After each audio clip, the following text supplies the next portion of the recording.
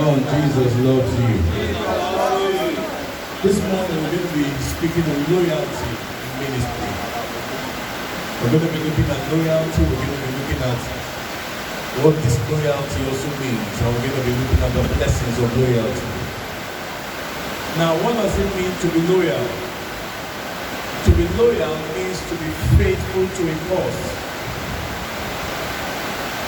When a man is faithful to a cause, you see that man is loyal. To be loyal means for you to readjust your plans and purposes and schedule to meet the demand of the one who you should be serving. That means you are able to readjust your plans and your demands to the one who you are serving. To be loyal means to be dependable. You can be depended upon.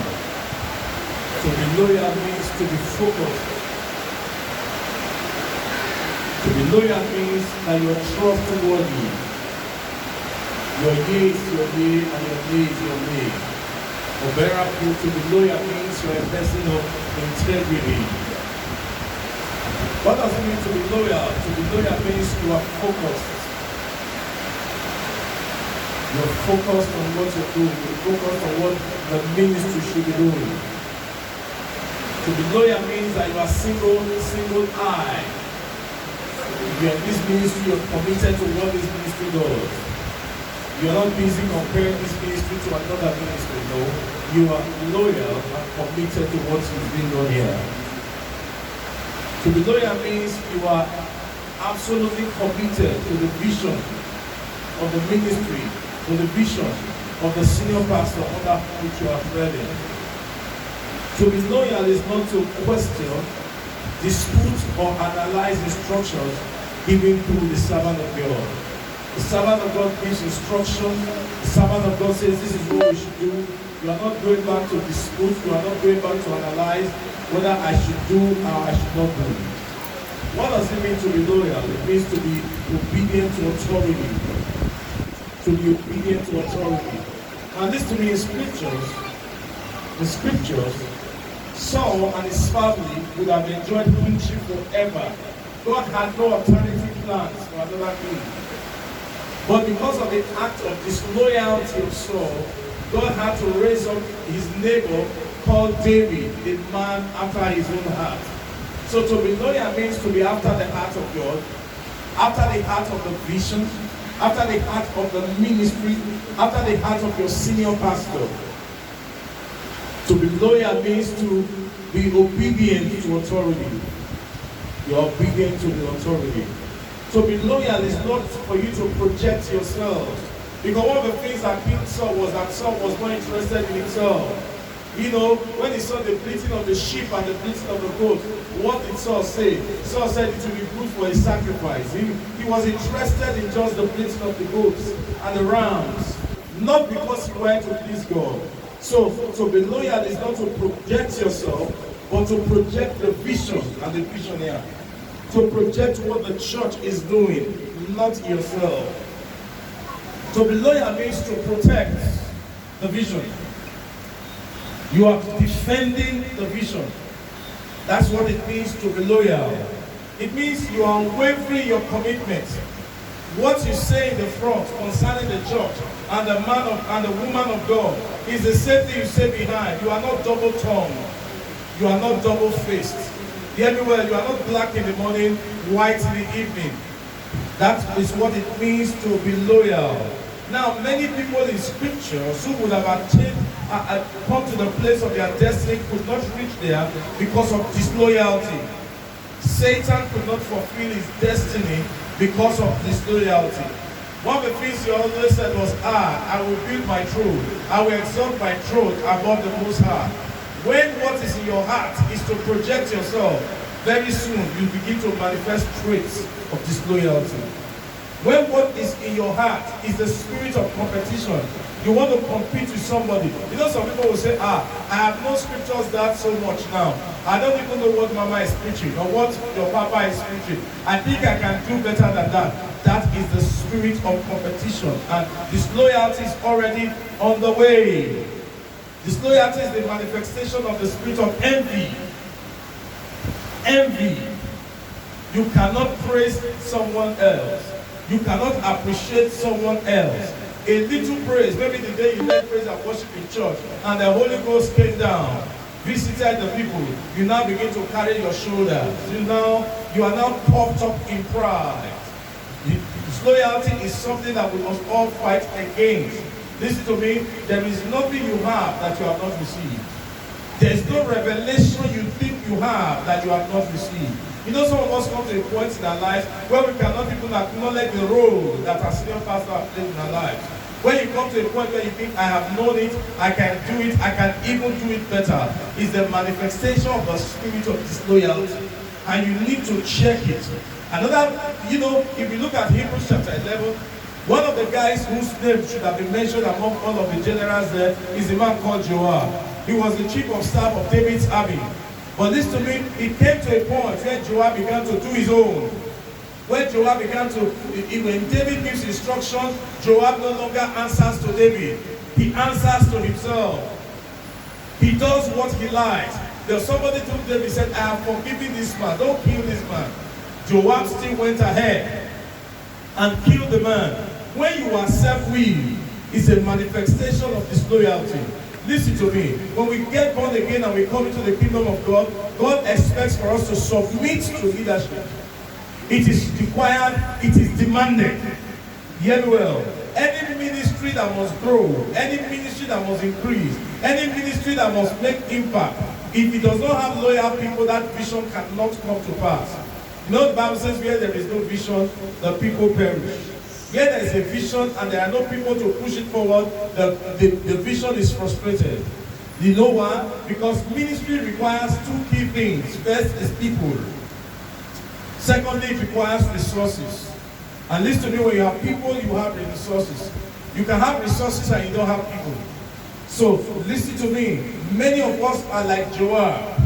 We grow up in the ministry. After some time, we begin to resist authority. After some time, pastor says this is what we want to do. You have an alternative plan.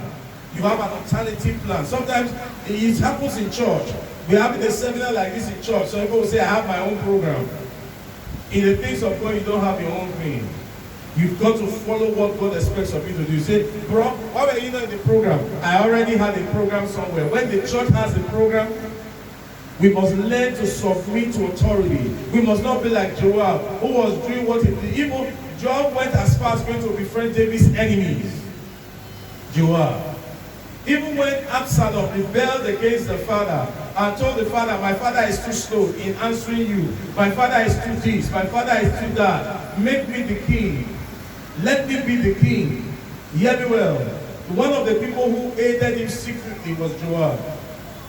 Even when Absalom sinned against David, his father, and David put an instruction that Absalom should be forgiven and not be killed, it was Joab that led the truth that finished Absalom. The spirit of disloyalty is also the spirit of bitterness. You are bitter against your man of God. You are bitter against your woman of God. You say she seems to be the one enjoying. It's monkey the work before the church. Listen to me. You don't know the price that she has paid.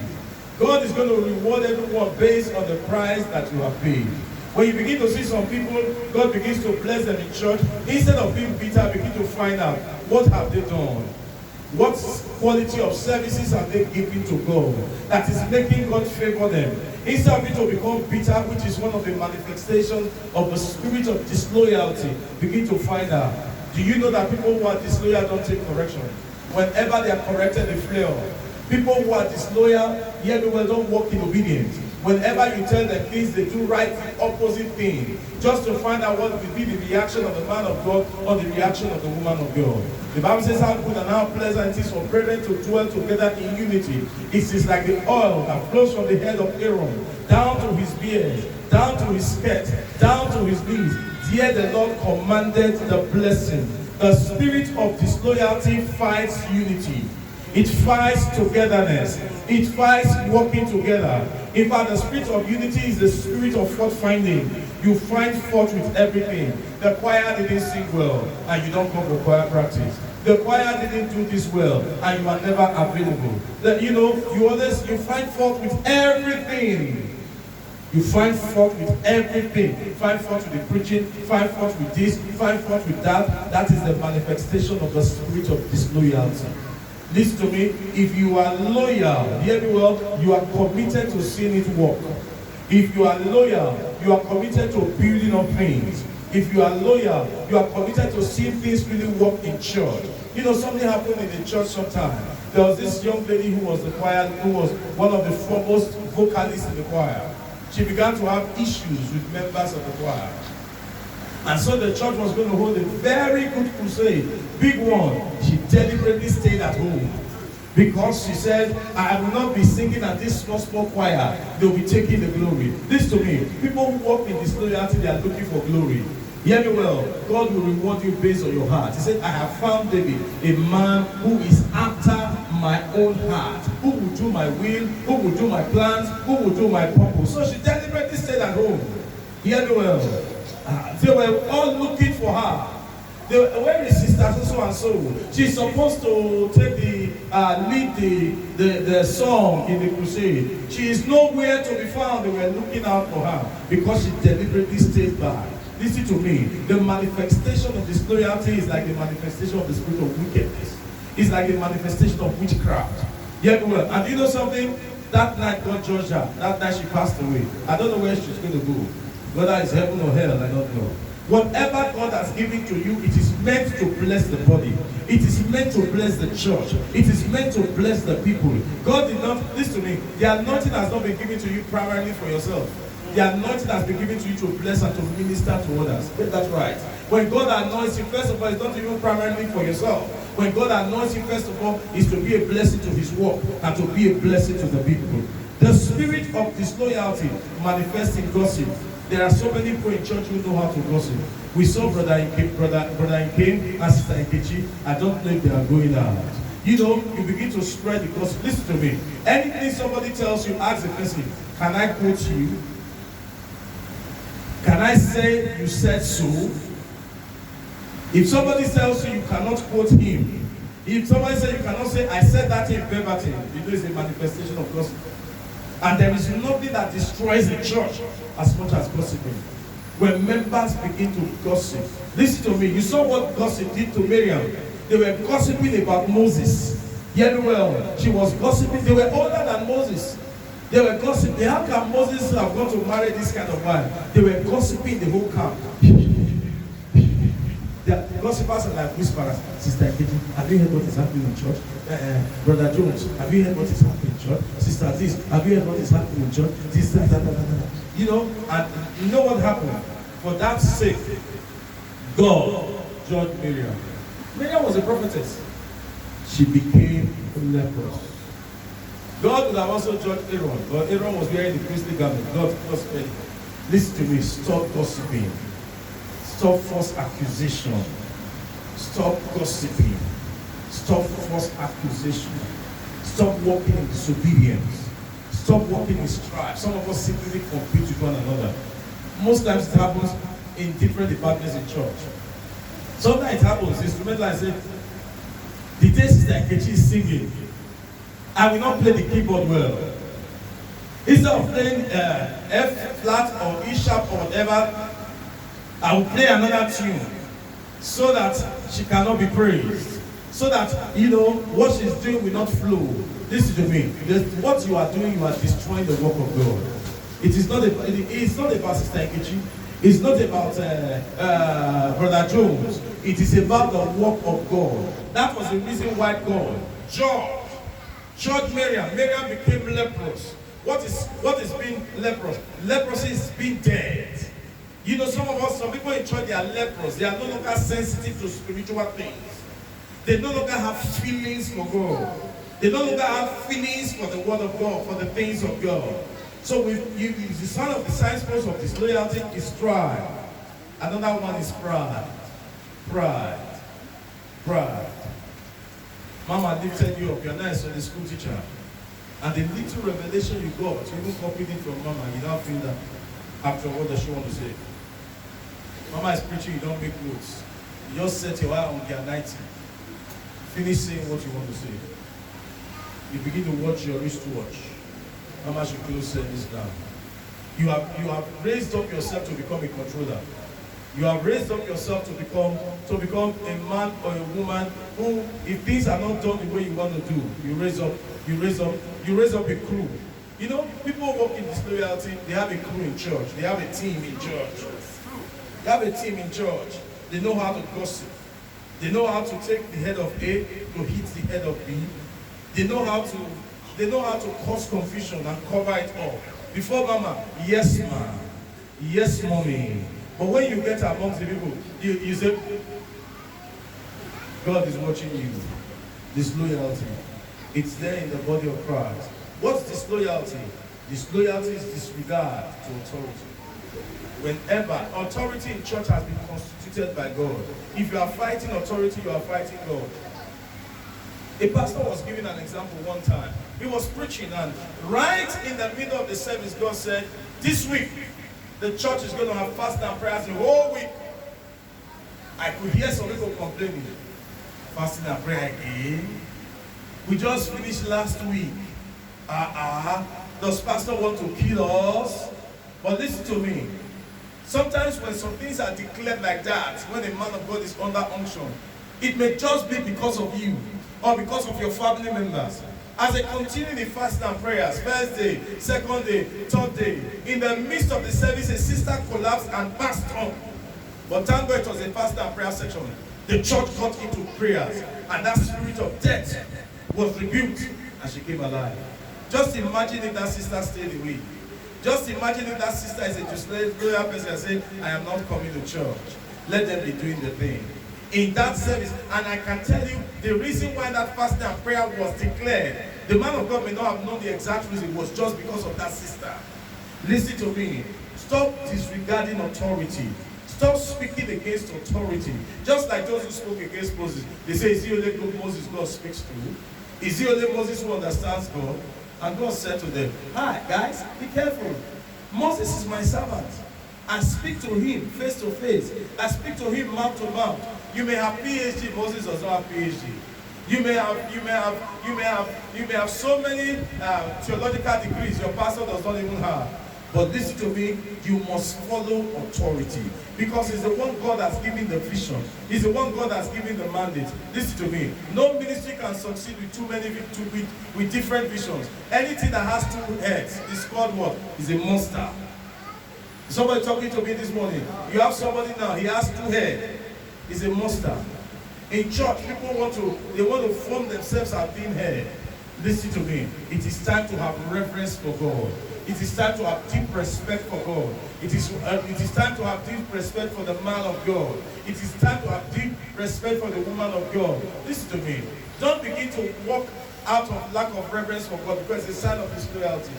The time will fail us to look at the story of Uzzah. There's a man called Uzzah. When the ark was being taken away, and God had already written in his word that the ark should not be carried, should not be driven with the carts. And what did they do? They tried to drag the ass with the cart, tried to act with the cart.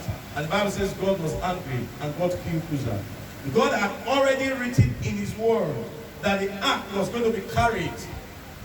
That the ark was going to be carried with staves on shoulders.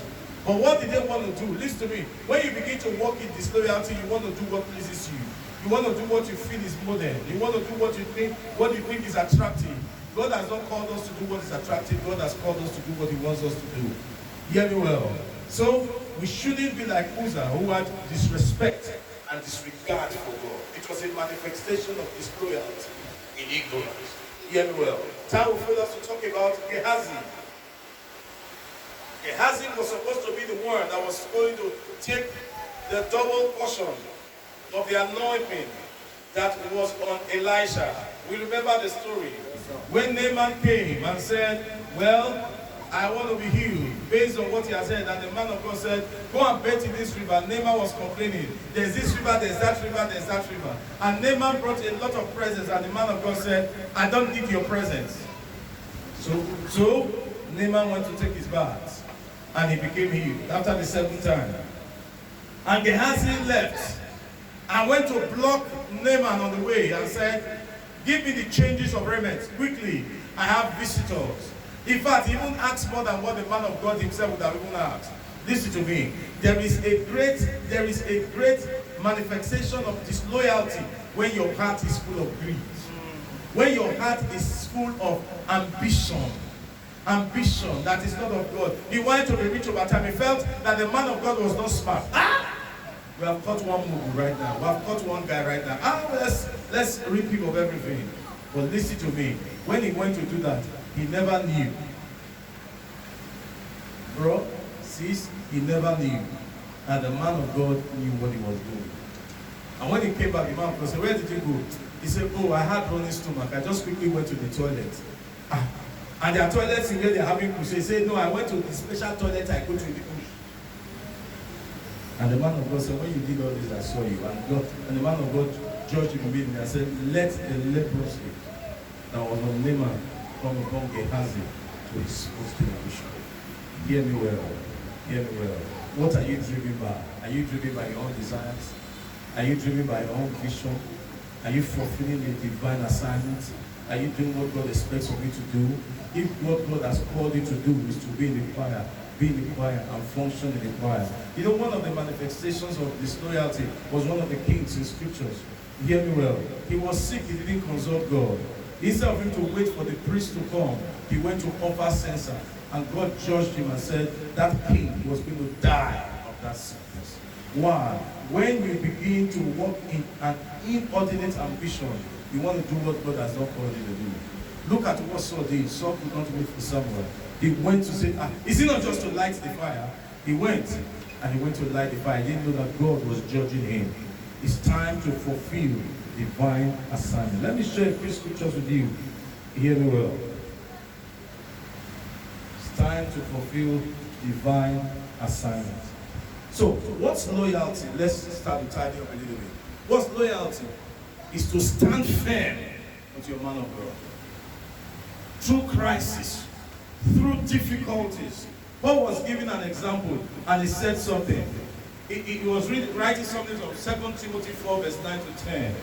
And he said, do thy diligence to come to me shortly unto me. For Demas has forsaken me.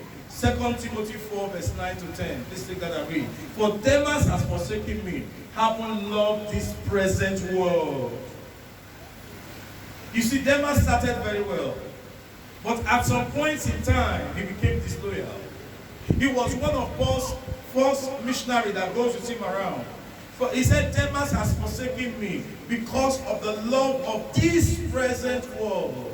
One of the reasons why many of us get disloyal is the fact that we do not understand that loyalty is fundamental to growth. Loyalty is fundamental to the enlargement and increase of the ministry. Why? Loyal people are those who build ministry. Say, Demas has forsaken me. Can you imagine how heartbroken Paul was when Demas forsook him in the midst of the crusade because of the love of this present world? Paul went further in that 2 Timothy chapter 4. He said something. No man stood by me, but all men forsook me. So what's loyalty again? It is to be dependable. It is to be reliable. It is to be consistent.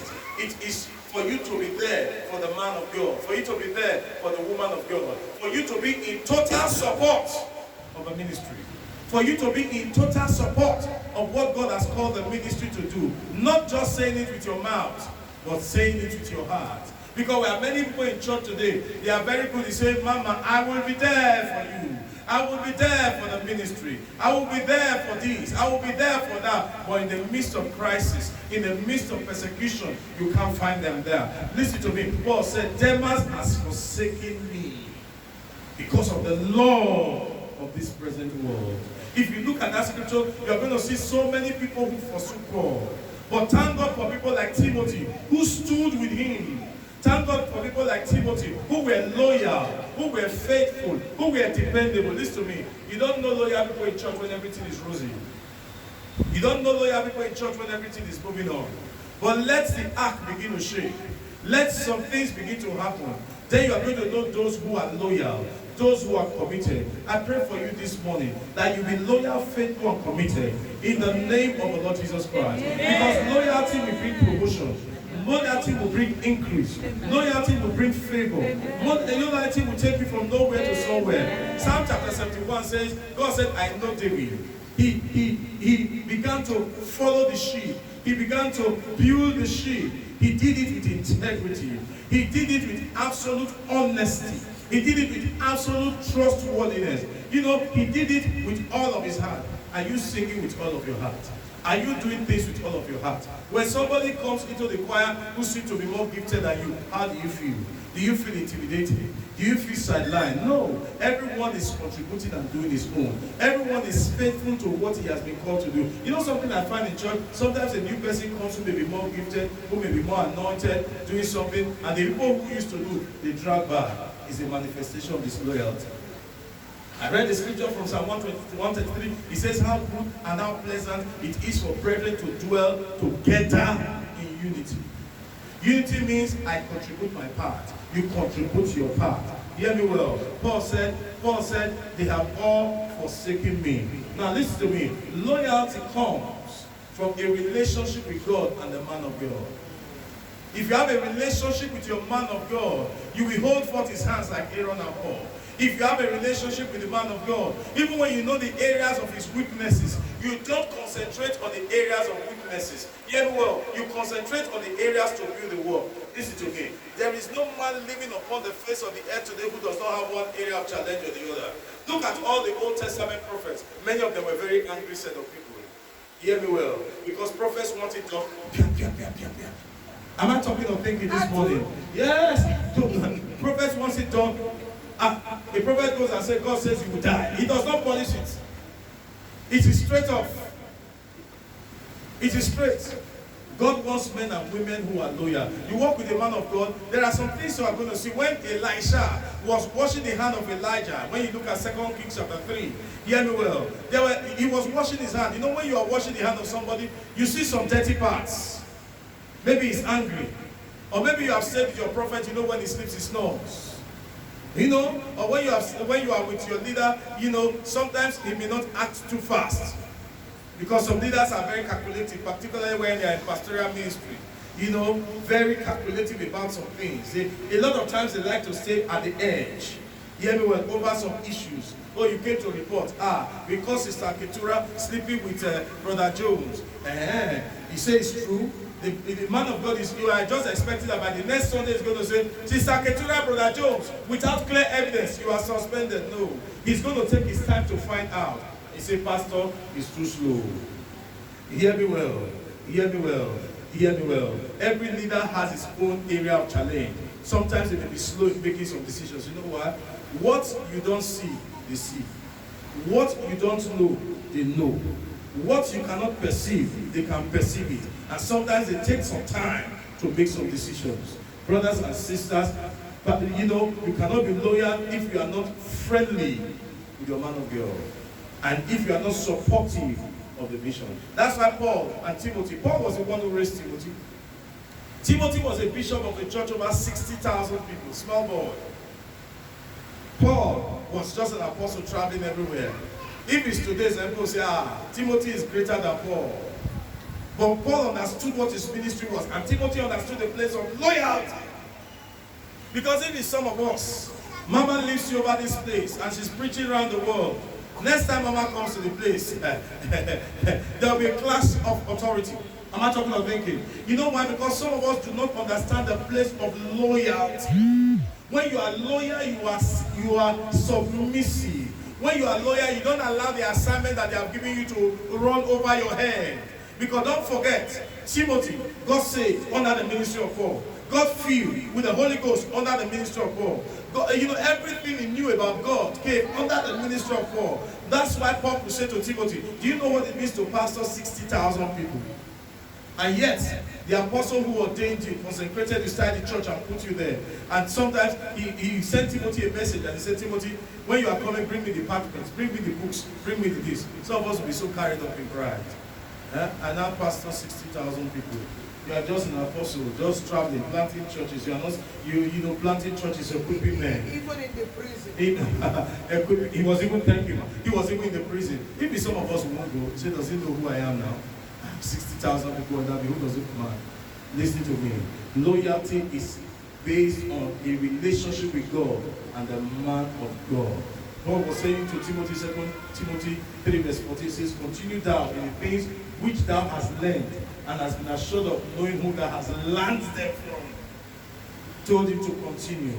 Loyalty is very important. Loyalty is very important. Loyalty is very important.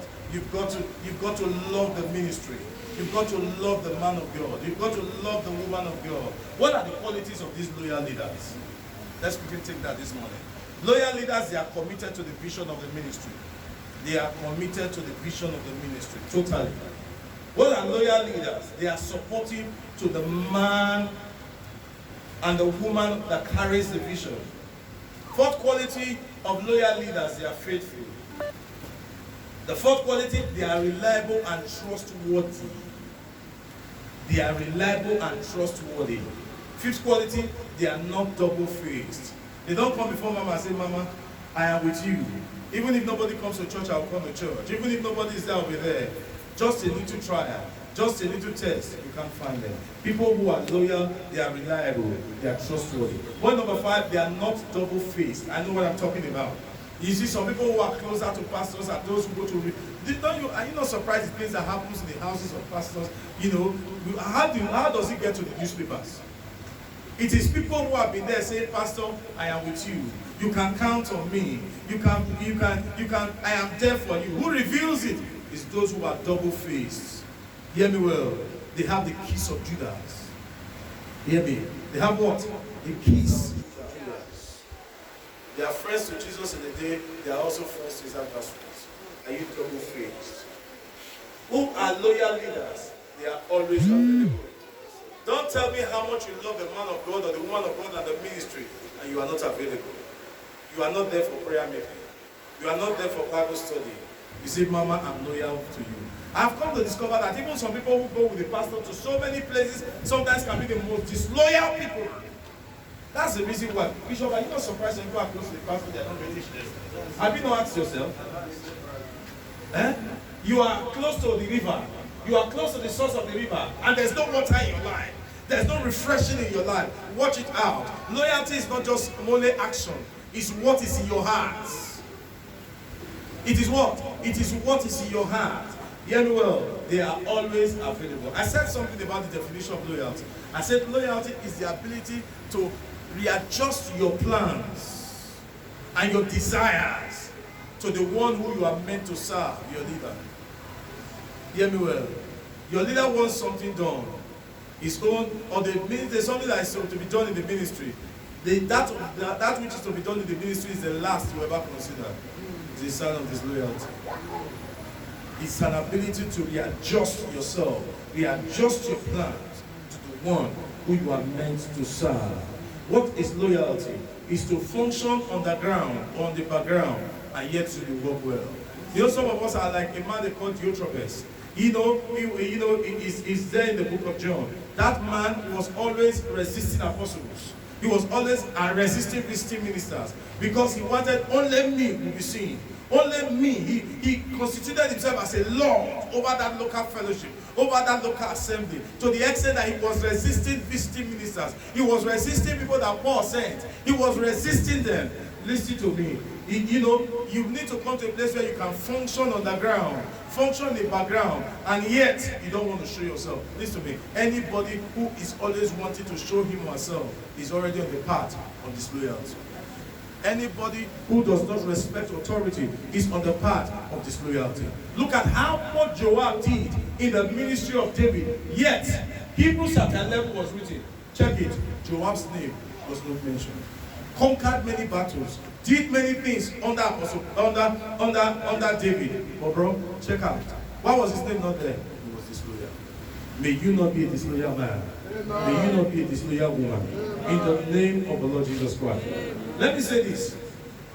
Loyalty is a virtue. It's a virtue. You learn it. It is not a gift. Let me say that very clearly. It is what? It is not a gift. Like I say, oh, that man, Apostle Smith has a word of knowledge. You learn loyalty. Even the Bible says concerning Jesus, the Bible says in the book of Hebrews chapter 2, it says he had to learn obedience through the things that he suffered. Philippians chapter 2 says, though he was God, he thought it not robbery to be equal with God. He had to humble himself to become like a man. Therefore, God had highly exalted him and given him a name that's above all name, that at the mention of the name of Jesus, every knee shall bow. So loyalty is a virtue that must be learned.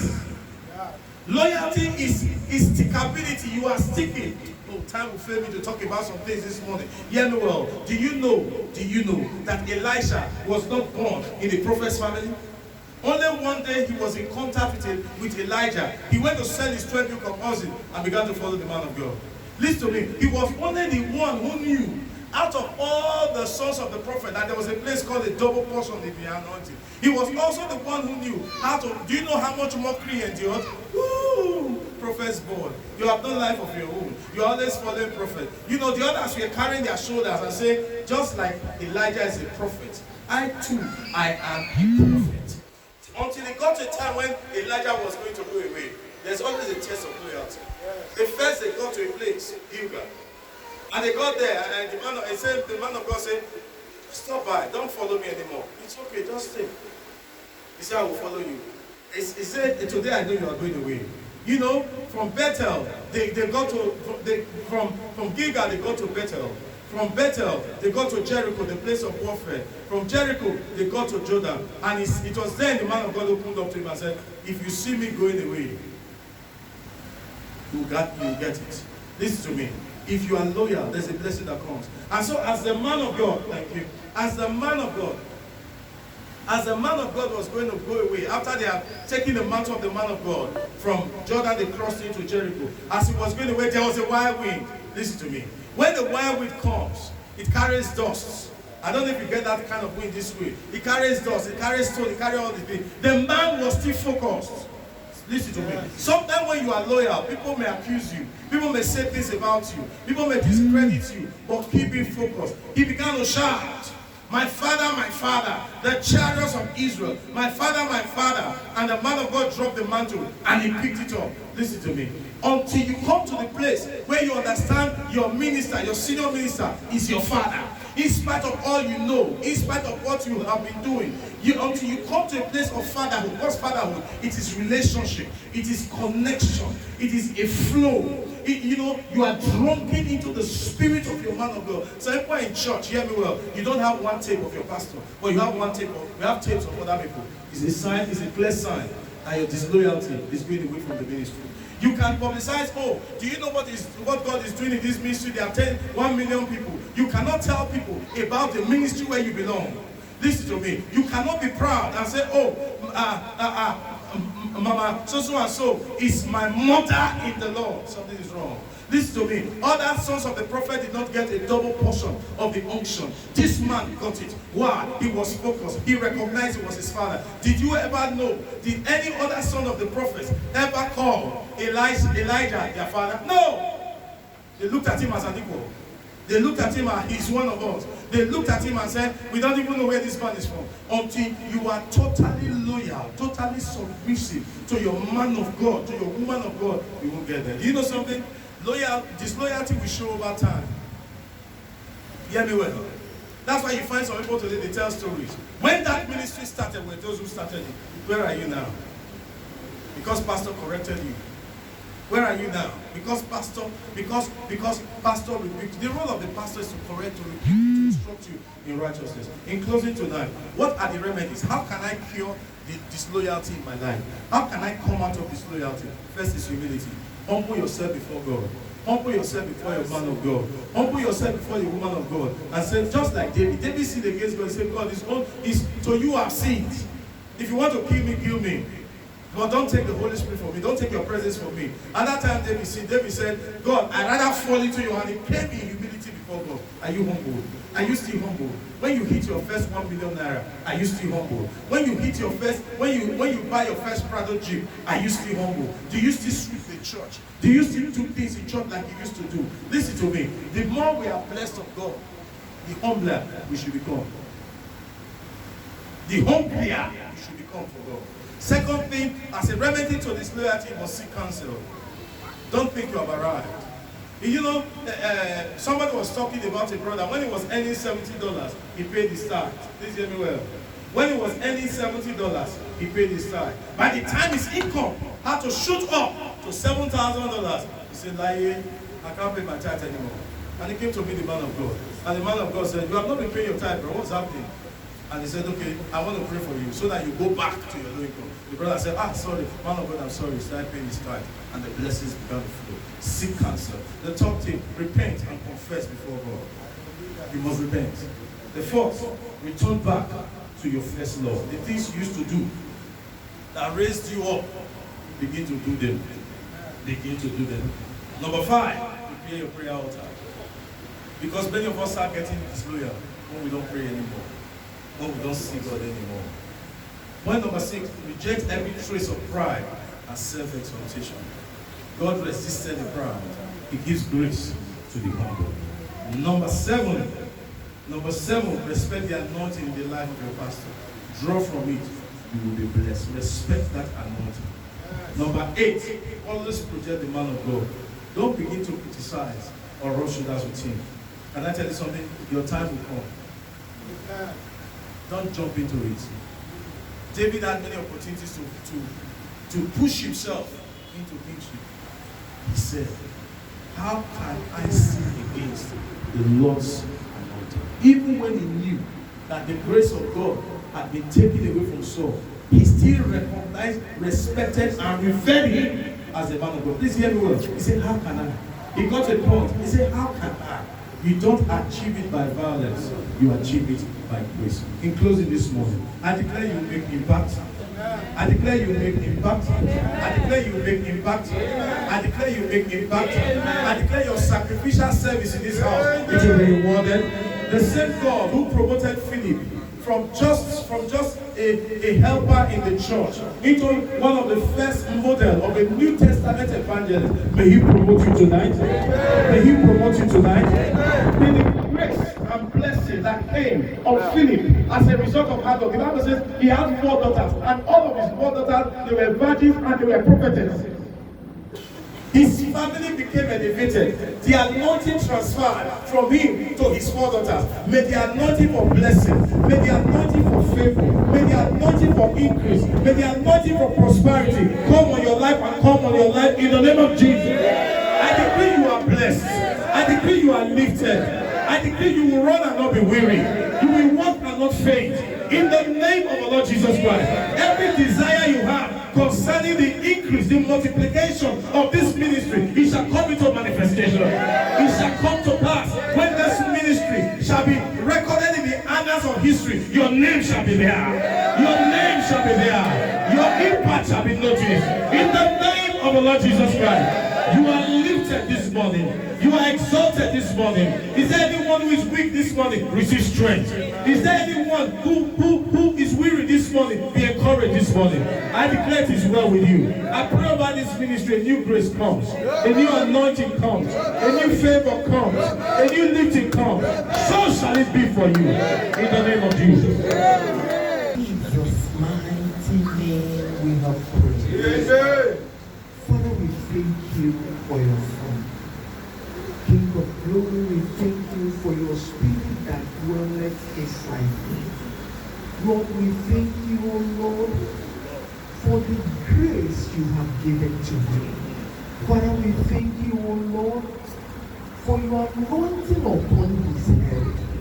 Jehovah, we thank you, O Lord, for empowering him and encouraging him, that he is today in Benin Republic, from all the way Benin City, Nigeria. He was not looking at the problems that is happening on the road. He was looking unto you, Lord. And he was looking unto you to make sure that he finished the work the assignment, the job which you have given to him to work. Jehovah will thank you. Our Father, you are the only God that promotes. And then if you say to me, who I ask you to promote, you will promote the person. But I ask thee, oh Lord, promote your son. That the promotion has to do. Since yesterday he has been saying, in order he will just mention somebody's name. And even before he ran up, he still mentioned the same name. He talked about Elijah, who received a double portion. Father, today, let there be another different double portion upon his life. In the mighty name of Jesus. Double portion to do great things. In the farm of Jesus. In the field that God has given to him. In the sheep that God has given to him. And in other ministers that God has given to him, that through him, that they will be trained. Jehovah, may they be like signs and wonders in his life. In the mighty name of Jesus. Lord, he is going back. You came with him. You will go with him. In the mighty name of Jesus. The motor, the vehicle, or anything he has to enter to reach to his destination should be an angel to drive. In the mighty name of Jesus.